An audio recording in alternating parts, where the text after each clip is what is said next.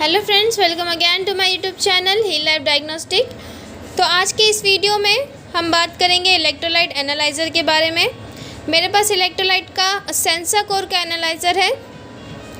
इसकी फ़ंक्शन कैसे है, इसमें टेस्टिंग कैसे करना है और इसमें क्या क्या रिएजेंट यूज़ होते हैं वो मैं आपको पहले बता देती हूँ।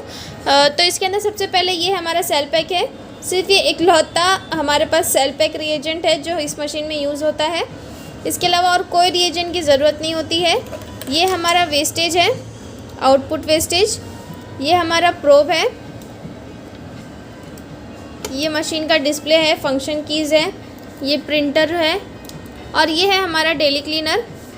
सेम इसमें भी हमें डेली क्लीन करते रहना चाहिए। जब भी हम मशीन को स्टैंड बाय में डाल रहे हैं या फिर हमारे पास कोई सैंपल नहीं है तो हमें डेली क्लीन करते रहना। तो उससे क्या है, मशीन मेंटेन रहती है। तो पहले हम ये देख लेते हैं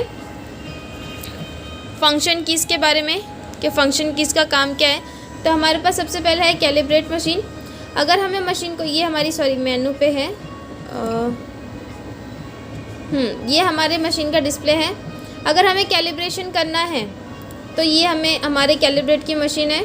यहाँ ये प्रेस करेंगे तो हमारा कैलिब्रेशन होगा मैनुअली। ऑटो इसमें कैलिब्रेशन होता है हर 8-8 घंटे पर, 8-8 घंटे के इंटरवल्स पे इसमें कैलिब्रेशन ऑटोमेटिकली लेता है। अगर हमारे पास सैंपल की क्वांटिटी कम है, डेली सैंपल जो वॉल्यूम है हमारा वो अगर वो कम है पर डे का, तो उस हिसाब से ये कैलिब्रेशन अगर लेते रहा तो हमारा सेल पैक है वो जल्दी ख़त्म हो जाएगा, क्योंकि कैलिब्रेशन में सबसे ज़्यादा वो सेल पैक से रिएजेंट ले लेता है।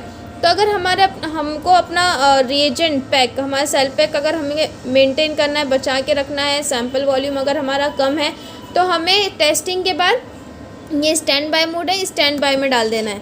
तो अगर हम स्टैंड बाय में डाल देंगे तो हमारी जो मशीन है वो शांत हो जाएगी, मतलब इसको अब कुछ काम नहीं रहेगा। तो वो अब स्टैंडर्ड नहीं लेगी, मतलब जो कैलिब्रेट करती है 8 आवर्स पे वो नहीं करेगी। अगर आपको सैंपल रन करना है, स्टैंड बाय से एग्ज़िट ले लो तो फिर वो फिर से अपने इसमें एनालाइजिंग मूड में आ जाएगी और फिर आप रन कर सकते हो सैंपल।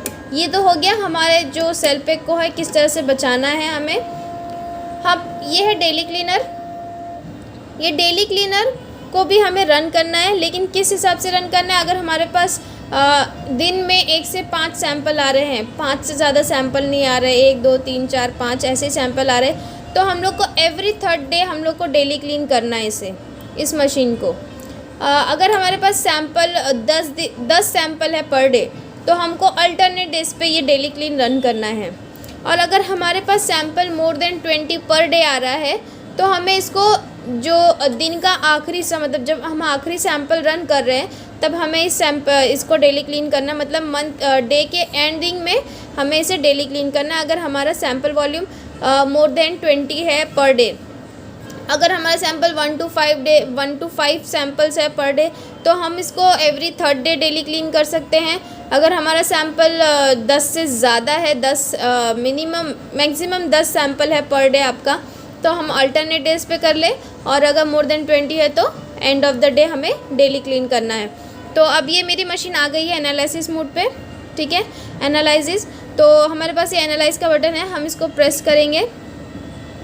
यहाँ पे यस है, ये यस पे प्रेस करेंगे तो ये लिफ्ट सैम्पलर, ठीक है, सैम्पलर मतलब ये है, ठीक है।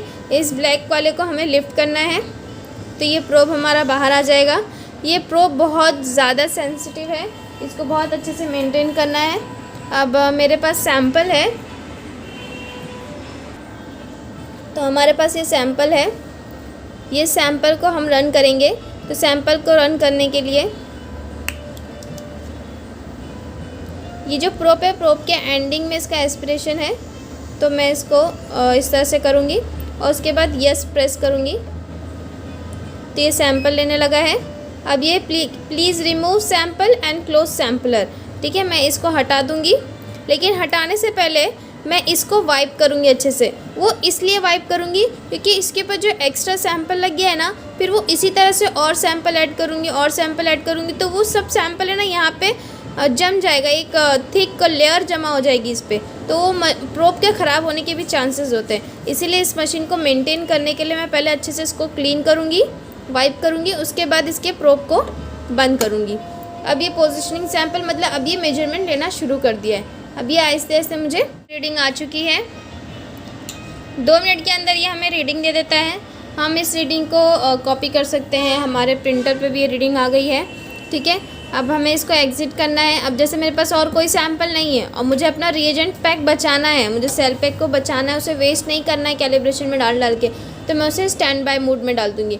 अभी मुझे ये देखने का है कि इसका मतलब हमारे सेल पैक में कितना वॉल्यूम अभी बचा है, कितना कंजप्शन किया है और कितना हमारा सेल पैक बचा है। तो वो देखने के लिए मैं मेनू पे जाऊँगी। उसके बाद हम डायग्नोसिस में जाएंगे। अब यहाँ पर हमारे पास सब लिखा हुआ है। डेली क्लीनर अगर हमें रन करना है तो हम डेली क्लीनर रन कर सकते हैं। उसके बाद मेंटेनेंस है, सेंसर है, फ्लो है, हार्डवेयर है, रिएजेंट पैक है। तो जो हमारा 6 नंबर पर रिएजेंट पैक है हम उस पर जाएंगे। अब यहाँ पे लिखा है 3 नंबर पर रिएजेंट पैक कंजम्पशन, तो हम इस पर डालेंगे। ये थोड़ा सा वेट करने के बाद हमें बता देगा कि हमारे पास रिएजेंट पैक अभी कितना मौजूद है, कितना यूज़ हुआ है और कितने सैंपल और रन हो सकते हैं। तो मेरे पास अभी जो सोल्यूशन लेफ़्ट है वो 88% है। ठीक है, मेरे ये प्रिंटर पे भी आ गया है सोल्यूशन लेफ़्ट 88%। ठीक है, तो इस तरह से हम चेक कर सकते हैं कि हमारा रिएजेंट अभी कितना बाकी है और कितना और हो सकता है। देखिए एंड एग्ज़िट किए तो नंबर ऑफ़ सैंपल 19 अभी तक हमने रन कर चुके हैं और टोटल सैंपल 104 और रन कर सकते हैं हम। ये हमारी इन्फॉर्मेशन है। एग्ज़िट करेंगे, हम बाहर आ गए हैं। ठीक है, अब हमें डेली क्लीन करना है। तो डेली क्लीनर के लिए मैं फिर से आपको बता देती कैसे करना है। मेनू पे जाएंगे, डायग्नोसिस, उसके बाद यहाँ पे फर्स्ट पे ही है डेली क्लीनर, तो 1 नंबर। अब ये डेली क्लीनर हम जो हमारा जो ये डेली क्लीनर है इसको हमें शेक करना है, ये इसको उठाना है, लिफ्ट करना है और ये इस पे डालकर हमें यस प्रेस करना है।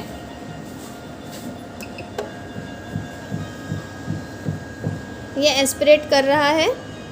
जब तक ये खुद से यहाँ पे बीप नहीं देगा तब तक हमें हटाना नहीं है इसे। ये बीप दिया, remove cleaner and close sampler, तो मैंने क्लीनर को रिमूव कर दिया है और सैम्पल प्रोब को बंद कर दिया है।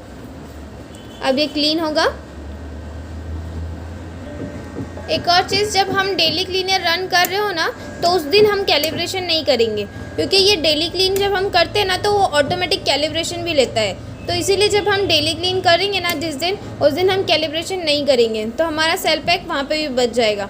एक्चुअली ये मशीन का ऐसा है ना, कोई भी इलेक्ट्रोलाइट एनालाइज़र ऐसा होता है ना कि अगर हमारा डेली सैंपल अच्छा है तो रिएजेंट पैक अच्छे से चल जाएगा, लेकिन हमारा अगर डेली सैंपल कम है और हमारा रिएजेंट पैक अच्छा है तो वो क्या है, कैलिब्रेशन में, डेली क्लीन में वेस्ट हो जाता है सबसे ज़्यादा। तो इसलिए अगर हमें अपने रिएजेंट को, अपने सेल पैक को बचा के रखना है तो हमें ये मैंने ट्रिक दिए हैं कि हम स्टैंड बाय मोड में डाल दें और कैलिब्रेशन हम जब हम 8 आवर्स पे जो लेता है उससे भी हम बच सकते हैं स्टैंड बाय मोड पे डालकर। और जब हम डेली क्लीन करते हैं तो डेली क्लीन करने पर वो ऑटोमेटिक कैलिब्रेशन में भी जाता है, तो हम वो कैलिब्रेशन को भी बचा सकते हैं।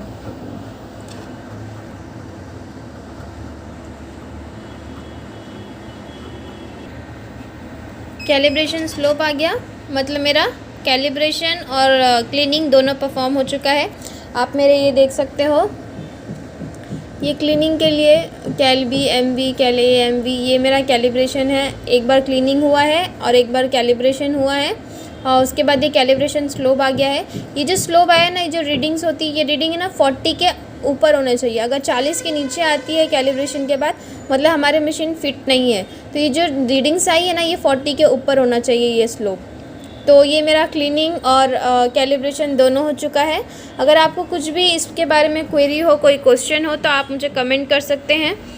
अगर आपको हमारी वीडियो इन्फॉर्मेटिव और अच्छी लगी हो तो उसे लाइक कीजिए, शेयर कीजिए एंड सब्सक्राइब कीजिए चैनल को। मिलते हैं एक अगली वीडियो में एक नई इन्फॉर्मेशन के साथ। तब तक के लिए goodbye and stand bye.